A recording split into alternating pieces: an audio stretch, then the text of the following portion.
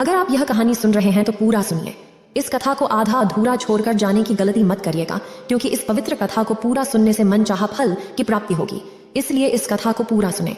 आप शिव भक्त हैं तो भोलेनाथ का अनादर ना करें। भगवान शिव माता पार्वती से कहते हैं, एक बार की बात है, निचले हिमालय की पहाड़ियों में एक शांत गांव बसा था। इस गांव में भरत नाम का एक युवक रहता था।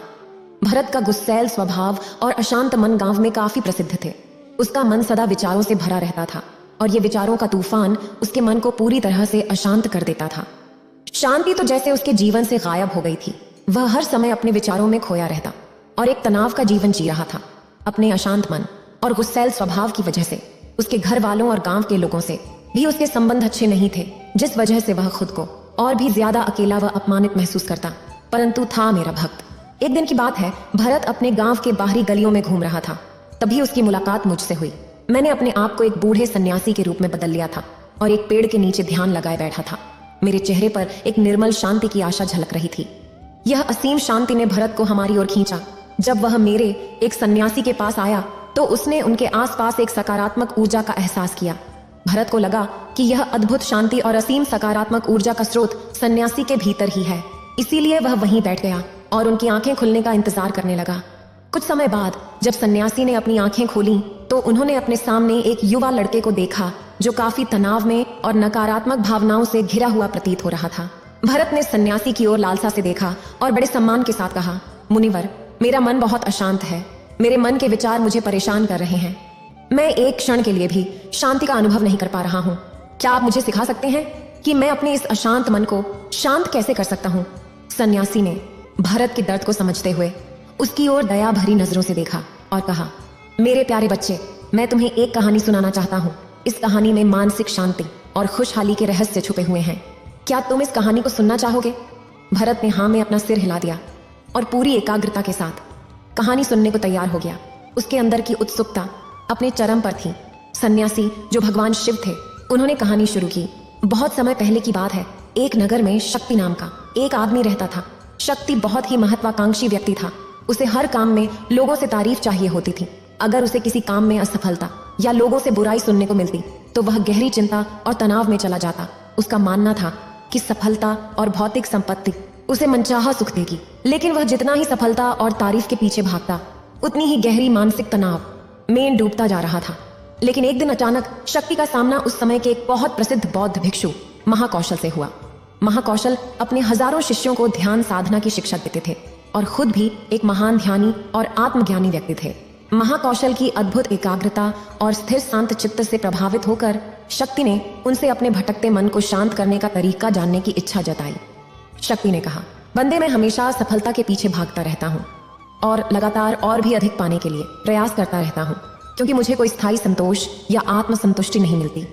इस निरंतर बेचैनी के बीच मुझे शांति कैसे मिल सकती है? भिक्षु महाकौशल ने शक्ति की ओर करुणा भरी नजरों से देखा और उत्तर दिया, तुम्हारा मन एक अशांत नदी की तरह है जो हमेशा बहता और दौड़ता रहता है, कभी भी स्थिर नहीं रह पाता। अपने अशांत मन को शांत करने के लिए तुम्हें अपने विचारों को बिना किसी रुकावट के जाने देने की कला सीखनी पड़ेगी। सत्य हैरान था। उसने कहा, लेकिन मैं विचारों को कैसे जाने दे सकता हूँ? आखिर मैं भी तो अपनी इच्छाओं और महत्वाकांक्षाओं से जुड़ा हुआ हूँ। यह सुन भिक्षु महाकौशल मुस्कुराए और बोले, कल्पना करो कि तुम्हारे हाथ में पानी से भरा एक गिलास है। अब तुम जितनी देर तक इसे पकड़े रहोगे ये उतना ही भारी होता चला जाएगा, और अगर तुम काफी लंबे समय तक इसे पकड़ के रखते हो तो तुम्हारे हाथ में दर्द होना शुरू हो जाएगा।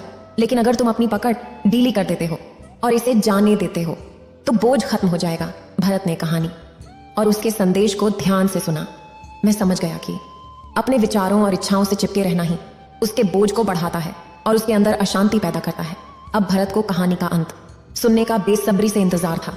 बौद्ध भिक्षु ने कहानी को जारी रखते हुए कहा, शक्ति ने बौद्ध भिक्षु महाकौशल की सलाह को मानते हुए विचारों को जाने देने का अभ्यास करना शुरू कर दिया। वह अपने विचारों और भावनाओं को आते जाते बिना किसी पूर्वाग्रह के देखता रहता। अब उसने विचारों को संजोना बंद कर दिया था। विचार स्वतः उठते और खत्म हो जाते। धीरे धीरे उसे एहसास हुआ कि उसकी इच्छाएं और लगाव ही उसके दुहक का मूल कारण है। गहरी साधना में उतरते हुए उसने पाया कि वर्तमान में रहना ही आंतरिक शांति का एकमात्र स्रोत है। मन को वर्तमान में स्थिर करके उसने मन की लगातार होने वाली बातों से मुक्ति पाई। धीरे धीरे शक्ति का मन एक शांत सरोवर की भांति हो गया, जो अपने आसपास की सुंदर दुनिया को अपने में चित्रित कर लेता है। उसने जीवन की सादगी में संतोष पाकर अत्यधिक महत्वाकांक्षा और भौतिक संपत्ति के प्रति अपने लगाव को छोड़ दिया। जैसे जैसे लोगों के बीच शक्ति के अंदर हुए इस अद्भुत बदलाव की खबर फैली, दूर दूर से लोग उसे मार्गदर्शन लेने आने लगे। वह लोगों को विचारों को मुक्त करने की कला सिखाकर और स्वयं के भीतर शांति पाने का मार्गदर्शन देकर लोगों के बीच शांति और ज्ञान का प्रकाश स्तंभ बन गया। शक्ति और भिक्षु महाकुंभ की कहानी खत्म करने के बाद सन्यासी थोड़ी देर के लिए मौन हो गए ताकि भरत के अंदर इस कहानी का अर्थ गहराई से बैठा सके। भरत ने बूढ़े सन्यासी की ओर देखा। अब उसकी आंखों में एक नई समझ दिखाई पड़ रही थी। भरत ने धीमी आवाज में फिर एक प्रश्न किया, मुनिवर, मुझे इस कहानी में ज्ञान दिखाई पड़ा, लेकिन मैं इस कहानी की शिक्षा को अपने जीवन में कैसे लागू कर सकता हूँ? मैं अपने अशांत मन को कैसे शांत कर सकता हूँ? भरत के इस ईमानदारी भरे प्रश्न पर बूढ़े सन्यासी फिर कहते हैं, एक गौरैया पक्षी का जोड़ा एक बड़े से मंदिर में उसके पास स्थित पेड़ पे रहा करती थी, और उस शिव मंदिर में जब भी पूजा पाठ, सुबह शाम जब भी आरती होती, तब तब वो दोनों चिड़िया उस मंदिर में आते और भगवान शिव का आराधना करने लगती और घंटों घंटों बैठे महादेव की भक्ति में लीन रहते। इतनी भक्ति करते, निराधार भक्ति करते कि उन्हें अपने तन मन का अगल बगल के होशो हवास का कोई पता नहीं रहता। उन दोनों पक्षियों का रोज का यही नियम था। सुबह शाम जब भी मंदिर में घंटी बजती, आरती होती, तब ये पक्षी उस मंदिर में पहुंच जाते और भगवान शिव का आराधना करने लगती। उसके बाद अपने बच्चों के लिए और अपने लिए चारा पाने का व्यवस्था करती। उन दोनों पंछियों का, दोनों चिड़ियों का यही रोज का नियम था। और उसी मंदिर के बगल में थोड़े ही दूर पर एक बूढ़ी माँ का घर था। उस बूढ़ी माँ की कोई संतान नहीं थी। उनके आगे पीछे देख रेख करने वाला उनका कोई नहीं था। वह अकेले अपना जीवन व्यतीत कर रही थी और उस बूढ़ी माँ को पक्षियों के प्रति बड़ा लगाव था और चिड़ियों को, पंछियों को बहुत प्रेम किया करती थी। उनके लिए रोज नित्य प्रति अपने घर की छत पर पानी, दाने, ये सब चीजें डाला करती थी। उस वृद्ध महिला का यही नित्य कार्य था और वे दोनों पक्षी उसकी छत पर आते और आराम से दाने चुगते, खाते पीते और उसमें से कुछ अपने बच्चों के लिए भी ले जाते। इस प्रकार उनका जीवन यापन हो रहा था। उस वृद्ध महिला के कारण ही उन पक्षियों का पेट भरता था और वे आराम से भगवान शिव की पूजा भी कर पाते थे। दिन ऐसे ही बीत रहे थे। एक दिन की बात है, वह वृद्ध महिला बीमार पड़ जाती है। वह अपने बिस्तर पर पड़ी रहती हैं और उनका न तो कोई बेटा था और न ही बहू जो उनकी देखभाल कर सके या दवाई ला सके। अब वृद्ध महिला बिना दवा के और बिना किसी की सेवा के बिस्तर पर पड़ी रहती है। वह अब अपनी छत पर दाना और पानी नहीं डाल पा रही थी। अब जब वह गौरैया पक्षी उस बूढ़ी माँ के छत पर दाना चुगने के लिए आते तो वहाँ दाना पानी नहीं दिखते हैं। तो वो सोचते हैं कि बूढ़ी माँ कहाँ चली गई, दाना पानी क्यों नहीं डाल रही है। इसी तरह 2 दिन बीतते हैं, 3 दिन बीतते हैं। धीरे धीरे वो बूढ़ी माँ कमजोर होने लगती है। बिना दवाई दर्पण के एक दिन उनकी मौत जाती है।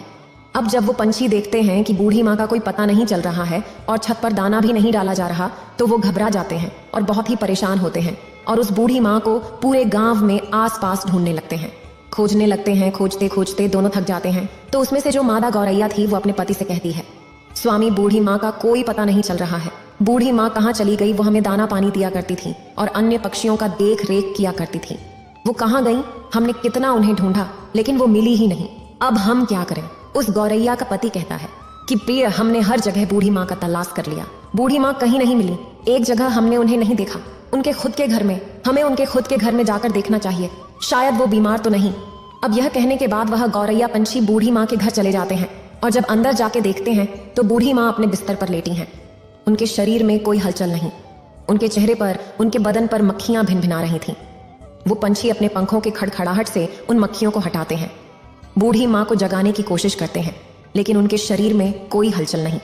अब गौरैया का पति कहता है कि प्रिय, बूढ़ी माँ अब इस दुनिया में नहीं रही, उनकी मृत्यु हो चुकी है। यह देखने के बाद दोनों पंछी बहुत ही निराश, बहुत ही उदास होते हैं। उन्हें बड़ा ही दुख होता है। अब उन्हें दाना चुगने के लिए दूर दूर जाना पड़ता है। अब इसी तरह शाम हो जाती है। शाम को जब मंदिर का घंटा बजता है, भगवान शिव की आरती होने लगती है। तब वो दोनों पंछी उस मंदिर में पहुंचते हैं और एक पैर पर खड़े होकर भगवान शिव का निराधार भक्ति करने लगते हैं। वे जप करने लगते हैं। 1 घंटा गुजरता है, फिर 2 घंटे गुजरते हैं। इसी प्रकार बहुत लंबा समय बीत जाता है। बिना कुछ खाए पिए वे लगातार महादेव की भक्ति में लीन रहते हैं। ऐसा करते हुए 1 महीना बीत जाता है। वे पक्षी महादेव की भक्ति करना नहीं छोड़ते। महादेव की भक्ति करते हुए यह देख महादेव भोलेनाथ अत्यंत प्रसन्न होते हैं और उन पक्षियों को दर्शन देते हैं। वे कहते हैं, हे गौरैया, तुम्हें क्या चाहिए? तुम जो मांगोगी मैं वह दूंगा। मैं तुम्हारी इस अखंड भक्ति से बड़ा ही प्रसन्न हूँ। छोटी सी जान होते हुए तुमने अपनी क्षमता से बाहर भक्ति किया है, इसलिए मैं बहुत ज्यादा प्रसन्न हूँ। तुम जो मांगो मैं तुम्हें दूंगा। तब गौरैया ने कहा, हे प्रभु, हमें कुछ नहीं चाहिए, हमें बस एक चीज चाहिए। आप हमारी उस बूढ़ी माँ को, उस पुण्यात्मा को फिर से हमें लौटा दीजिए, उन्हें जीवित कर दीजिए, बस हमें यही चाहिए।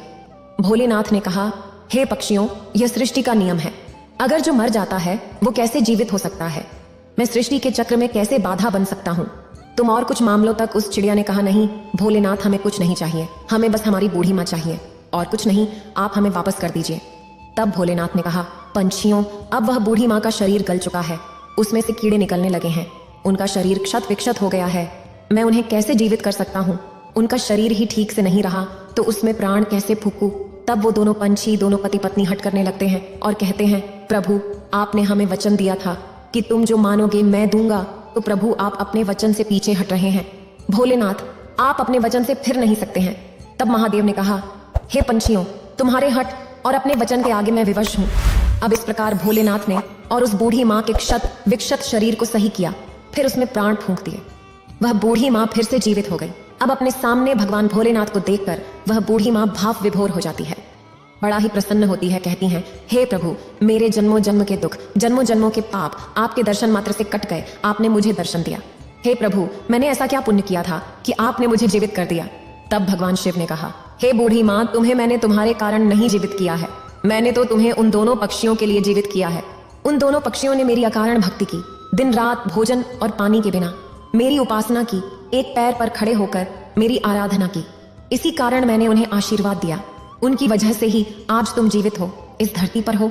वो पंछी कोई और नहीं बल्कि तुम्हारे छत पर जो गौरैया पक्षियों का जोड़ा रोज दाने चुगने आता है, उन्होंने ये भक्ति की है और उन्हीं की वजह से तुम आज जीवित हो। तब वह बूढ़ी माँ ने दंडवत प्रणाम किया और फिर भोलेनाथ वहां से अंतर ध्यान हो गए। फिर वह बूढ़ी माँ फिर से अपने छत पर दाने डालने और पानी रखने लगी, और वह पंछी, वह गौरैया पक्षी का जोड़ा उस माँ की छत पर आते और पानी पीते, दाना चुगते। तब उस बूढ़ी माँ ने उन गौरैया पक्षियों से कहा, हे पक्षियों, तुमने मुझे जीवन दान दिया है, भगवान भोलेनाथ का आराधना किया, अपने दिए ना मानकर मेरे लिए मंगा। हे पक्षियों, मैं ये चाहती हूँ तुम मेरे घर पर ही वास करो और नित प्रति मेरे आंखों के सामने रहो।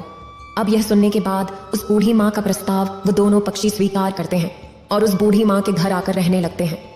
इसी प्रकार दिन बीतने लगते हैं और उस बूढ़ी माँ का चर्चा गांव गांव में फैलने लगता है, दूर दराज तक फैलने लगता है कि एक बूढ़ी माँ है जो मरकर भी जीवित हो गई और उनमें अजीब सी शक्ति आ गई है। अब इसी तरह उस बूढ़ी माँ के पास धीरे धीरे करके एक एक लोग जिनको कोई दुख रोग होता वह आते और अपनी समस्या बताते। भगवान भोलेनाथ के नाम पर वह पूजा किया करती, इससे लोगों के दुख दूर हो जाते। धीरे धीरे लोग स्वस्थ होने लगे। अब उस बूढ़ी माँ की प्रसिद्धि दूर दूर तक फैल गई और लोग दूर दूर से उनके पास अपना इलाज करवाने आने लगे। बहुत समय बीत जाने के बाद वह बूढ़ी माँ उसी स्थान पर अपने घर में समाधि ले लेती है। आज उस समाधि स्थल पर एक भव्य मंदिर है जो गुजरात में स्थित है। यह मंदिर चिड़िया वाली बूढ़ी माँ के नाम से प्रसिद्ध है। इस मंदिर में आपको हमेशा गौरैया पक्षियों का जोड़ा दिखाई देगा और इस मंदिर की प्रसिद्धि बहुत दूर तक है। लोग कहते हैं कि यहाँ कोई भी अपनी तकलीफ लेकर आता है, कोई शारीरिक कष्ट रहता है, कोई रोग रहता है, तो वहां जाने कर भक्ति करने पर, पूजा पाठ करने पर वो तकलीफ, वो रोग ठीक हो जाता है। एक गौरैया पक्षी ने उस बूढ़ी माँ को कैसे अपने अखंड भक्ति से जीवित कर दिया। भोलेनाथ की कृपा से ही वह बूढ़ी माँ जीवित हो गई। वह बूढ़ी माँ लोक कल्याण करने लगी। तो हमें इस कहानी से एक सीख मिलती है कि हमें कभी किसी दूसरे पर निर्भर नहीं रहना चाहिए। जब तक बूढ़ी माँ जीवित थी वो दोनों पक्षी उस माँ पर आश्रित थे। उनके मरने के बाद वो पक्षी तिलमिलाने लगे कि हमें भोजन कहाँ से मिलेगा। अब इसी कारण उन्हें कष्ट होने लगा, क्योंकि उन्हें आदत नहीं था दूर दराज से भोजन खोजने का। उन्हें रखा रखाया भोजन मिल जाया करता था। इसलिए कभी भी कठिन परिस्थिति आने पर हमें अपने आप को तैयार रखना चाहिए। हमें किसी और पर निर्भर नहीं रहना चाहिए। आज वो व्यक्ति मेरे साथ है, कल शायद ना हो। हमें सोचना चाहिए कि अगर वह नहीं रहेगा तो मैं खुद को कैसे संभालूंगा। यदि हम भगवान की सच्चे मन से निष्काम भक्ति करेंगे तो हमें उनका दर्शन अवश्य होगा और हमारे पाप कट जाएंगे, हमारा दुख दूर होगा। जरूरत है तो सिर्फ मन में सच्ची श्रद्धा और भक्ति की, जैसे कि उस गौरैया पक्षी ने की। बूढ़े सन्यासी की बातें उस शिव भक्त भारत को समझ आ गई और फिर भगवान अपना रूप बदलकर कैलाश के लिए प्रस्थान कर गए। इस वीडियो को बोलते समय कोई त्रुटि हो तो मैं क्षमा चाहती हूँ। उम्मीद है आप सभी को ये वीडियो अच्छी लगी होगी। अगर आप शिव के सच्चे भक्त हैं तो चैनल को सब्सक्राइब और वीडियो को लाइक करके कमेंट में हर हर महादेव लिख दीजिए।